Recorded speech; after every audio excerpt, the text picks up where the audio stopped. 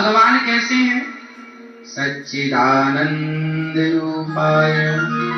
सच्चित आनंद, भगवान सत्य स्वरूप है। भगवान ही सत्य थे, भगवान ही सत्य हैं, भगवान ही सत्य रहेंगे। ना हम सत्य थे, ना हम सत्य हैं, ना हम सत्य रहेंगे। ईश्वर तीनों कालों में सत्य है, इसलिए भगवान के अतिरिक्त इस संसार में किसी को सत्य मानना नहीं चाहिए, क्योंकि भगवान ही सत्य है। सच्चिदानंद रूपाय।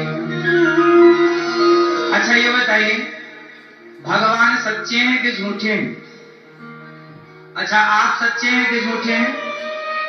आप क्या हैं? आप क्या हैं भैया? हम क्या हैं? झूठे। और भगवान कैसे हैं? ब्रह्म सत्यम जगन मिथ्या। भगवान सच्चे हैं, हम झूठे हैं। हम झूठे क्यों हैं? ये संसार झूठा क्यों है?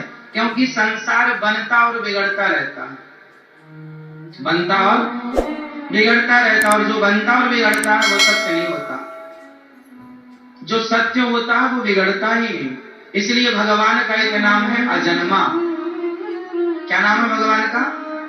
जिसका जन्म ही नहीं होता वो मरेगा ही नहीं। मरता कौन है? जिसका जन्म होता है। हम सब जन्मा है, इसलिए हम जन्मे हैं तो मरेंगे भी। इसलिए हम झूठे हैं, क्योंकि हम जन्म और मृत्यु के चक्र में फंसे, इसलिए हम झूठे हैं।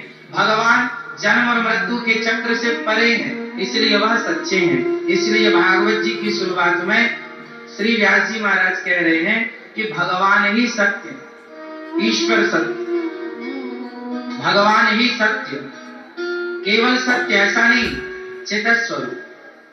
भगवान कहाँ रहते हैं?